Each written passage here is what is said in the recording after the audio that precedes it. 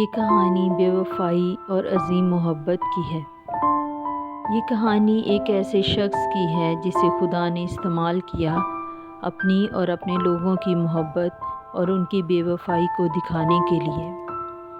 ہوسیہ بن بیری اسرائیل کی شمالی سلطنت کا باشندہ تھا۔ وہ ایک نبی اور نانبائی بھی تھا۔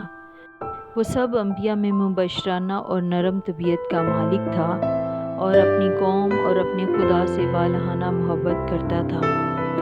خدا نے اسے بتایا کہ اسرائیل ابھی بچہ ہی تھا جب خدا نے اس سے محبت رکھی۔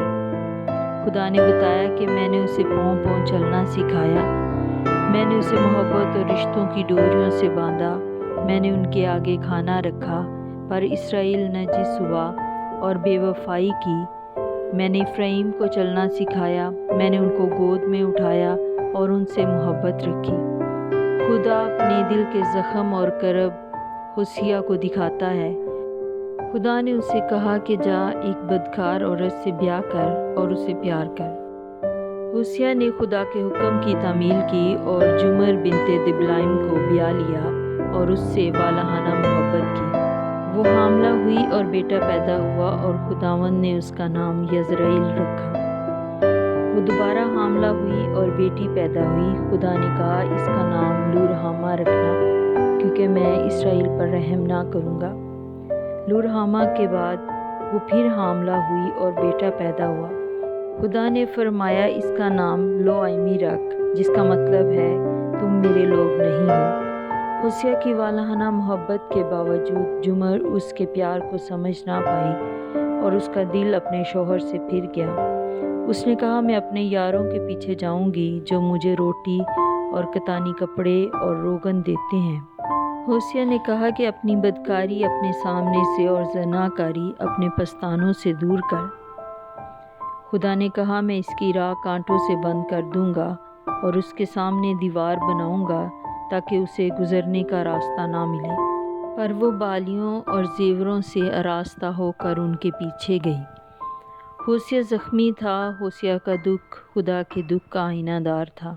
اس کی محبت اس میں معجزن تھی۔ خدا نے ہوسیہ کو بتایا کہ اسرائیل نے بے وفائی کی ہے۔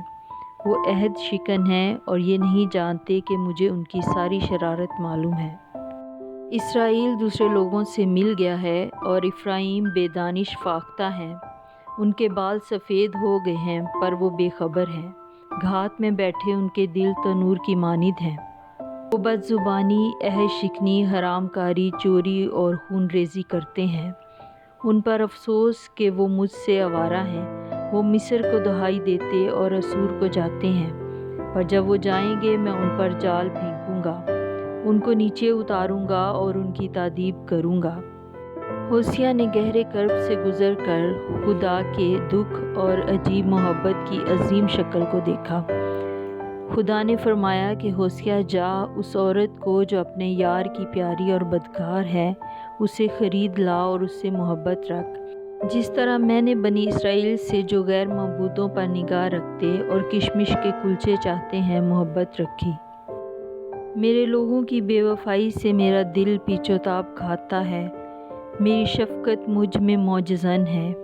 اے افرایم میں اور کیا کروں؟ میں تجھ سے کیوں کر دستبردار ہو جاؤں؟ اے اسرائیل میں کیوں کر تجھے ترک کروں؟ کیونکہ میں انسان نہیں خدا ہوں۔ جمر رسوا ہوئی اور بیچ دی گئی۔ وہ کہتی تھی میں واپس اپنے شوہر کے پاس جاؤں گی کیونکہ میری وہ حالت اب سے بہتر تھی۔ جیسے خدا نے کہا تھا کہ میں اس کی فاحشہ گری اس کے یاروں کے سامنے فاش کر دوں گا اور اس کی وہ اجرت جو اس کے یاروں نے اسے دی برباد کروں گا، تو بھی میں اسے پتال کے قابو سے نجات دوں گا اور اسے بچا لوں گا اور اس سے تسلی کی باتیں کروں گا، میں اسے فریفتہ کر لوں گا۔ ہوسیہ جمر سے محبت کرتا تھا۔ اس نے خدا کی شفقت اور محبت کو پا کر جمر کو 15 روپیہ اور 1.5 خومر جو دے کر خرید لیا اور اس سے تسلی کی باتیں کی۔ اس نے کہا اب تو مدت تک مجھ پر کنایت کرے گی اور حرام کاری سے باز رہے گی، تو کسی اور کی بیوی نہیں بنے گی اور میں بھی تیرے لیے یوں ہی رہوں گا۔ خدا نے کہا میں اپنے لوگوں کی جنہوں نے بالیم کی پرستش کی اور بخور جلایا، میں ان کی تعظیم کروں گا۔ ایک مدت کے لیے میں ان کے ہدیے، نئے چاند، سبت، جشن اور عید موقوف کروں گا۔ خدا کے لوگوں سے خدا کا جھگڑا ہے، اس لیے ایک مدت کے لیے لوگ ناتواں ہو جائیں گے اور نبی بھی گر جائیں گے اور کاہن بھی، کیونکہ لوگ گناہ پر گناہ کرتے ہیں اور کاہن میرے لوگوں کے گناہ پر گزران کرتے ہیں اور ان کی بدکاری کے آرزومند ہیں۔ میرے لوگ عدم معرفت سے ہلاک ہوئے ہیں۔